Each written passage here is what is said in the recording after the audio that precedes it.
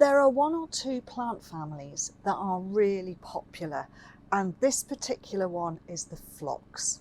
Hello, I'm Rosie Hardy. This is Rosie Hardy Gardening. If you enjoy our videos, please do subscribe to the channel. So I would like to go through one or two phlox and just show you the difference. Now, phlox were incredibly popular way back in sort of the 1800s, going right the way through into the beginning of the 1900s, and then they sort of lost popularity around about 1980s.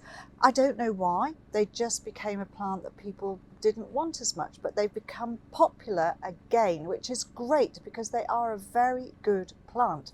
Now, they originate from America and very north of Mexico, and they were brought over to the continent, and in France they did an awful lot of breeding of them, and ever since then a lot of breeding and a lot of the plant varieties that we have here in the UK are bred in Europe, Eastern Europe, that sort of place, because they're good and hardy for them as great plants. So you've got a fabulous colour range. There are so many different forms.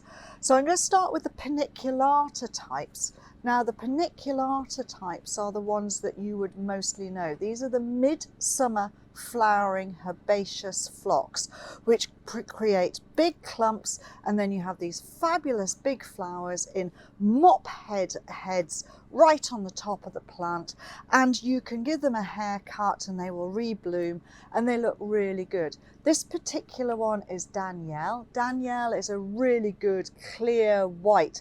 It has a little bit of a green eye in it, and that makes the white look even cleaner, and it is a very, very good form. It's an old form. It's going to make clumps probably just under 2 feet quite quickly. So if I say that my spacings are for 3 years time, so if you put this in the ground, you're going to get a plant that will be 2 foot across by 3 feet tall. So that is 60 centimeters that way, but 90 centimeters high. It's a really cracking form. That is Danielle. And then to go from really quite subtle to really quite brash, this fabulous one is Logan Black. Now, Logan Black starts off with really deep coloured dark foliage all the way up, and then gradually as it goes up to flower, and this is only staked up for me to do this, normally you wouldn't need to stake them up, it's just how they've been growing in the clumps, but they've got this fabulous orange red flower on the top of that dark purple foliage.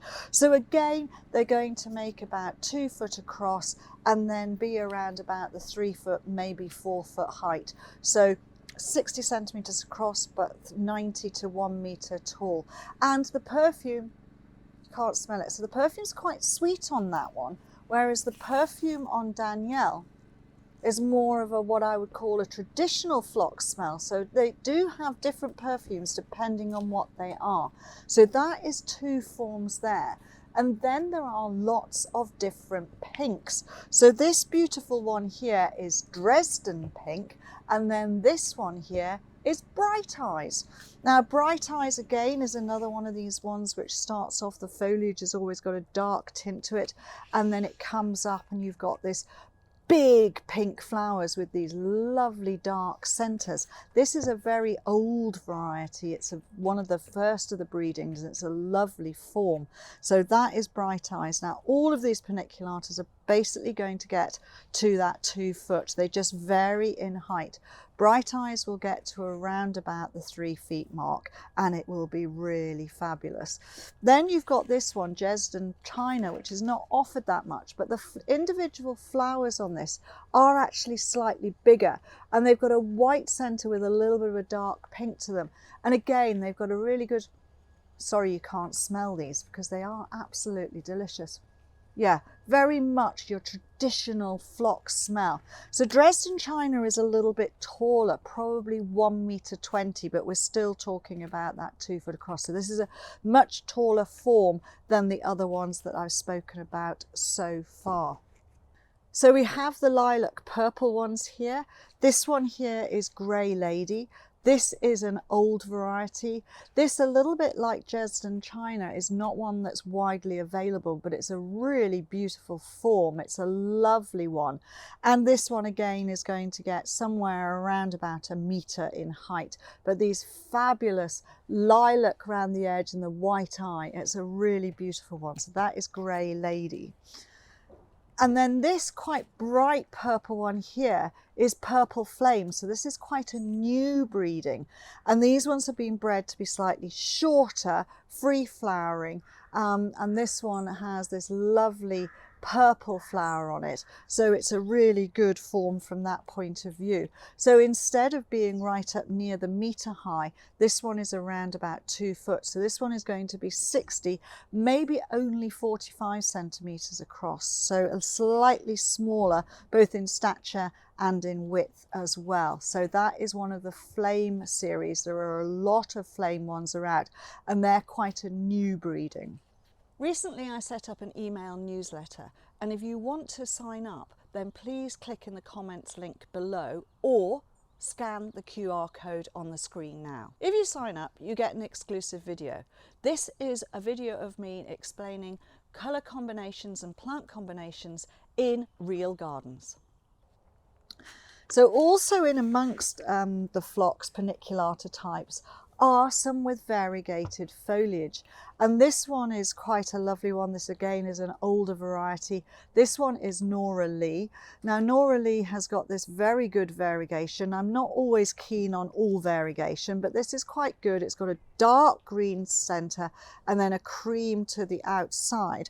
Now again, this is not going to get huge, and the individual florets on this are smaller than the florets on this. So somewhere in the breeding I think there is a slight difference, so it's not just paniculata, but this one is quite sweet. And if you like variegated foliage, and with this lilac to white flower on the top, it looks really good. So that one is Nora Leigh. I would suspect this got a little bit of arendsii breeding in it because of the size of the flowers.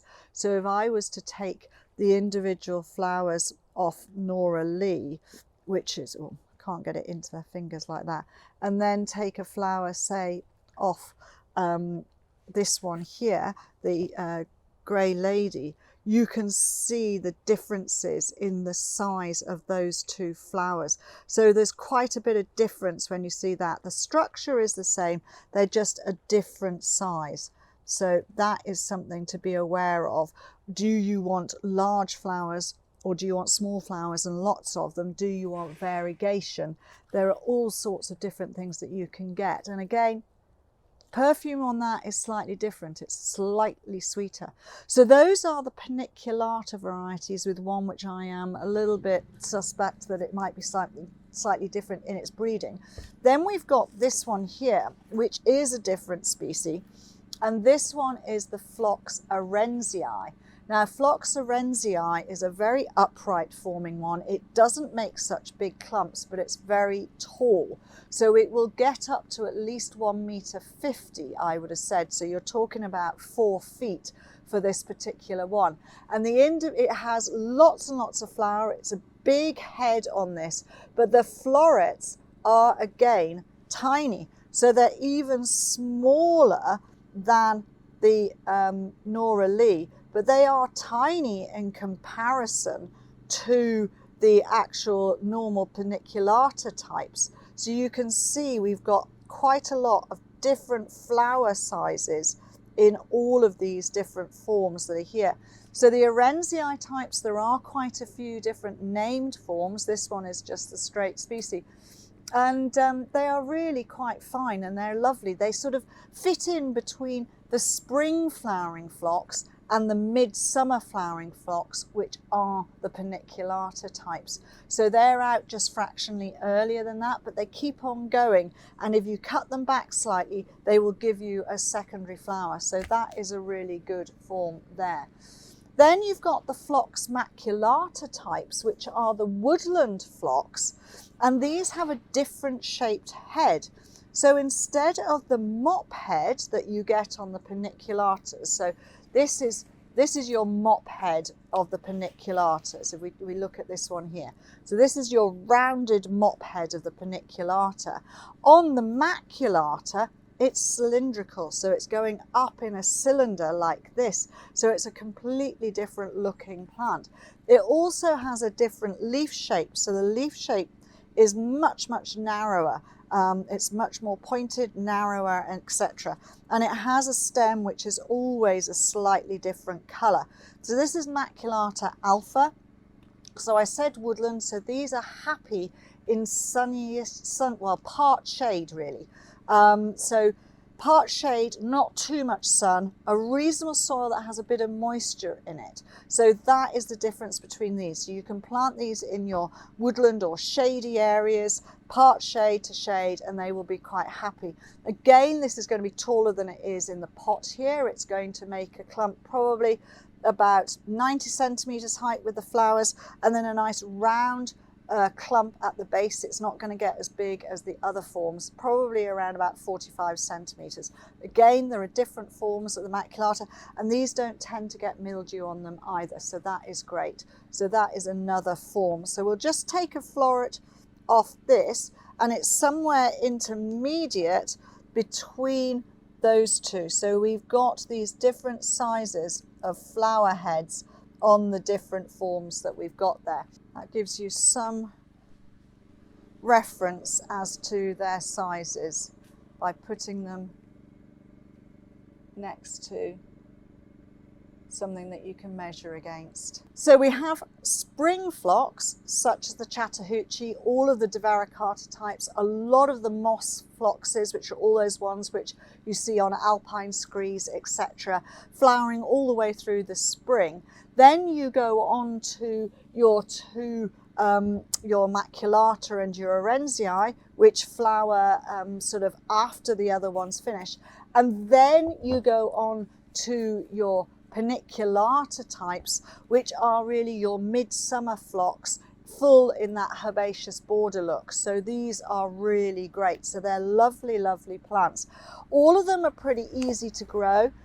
You'll find that phlox paniculata types, where they were actually found, was on limestone edge of streams. So they're actually used to that ebb and flow of water, because if you're near a stream, you'll get flooded in the winter and then you'll dry out in the summer. So that makes them actually really useful plants, and they do very, very well. But also they have the ability to rebloom. So they have their first blooming, you cut them to half height.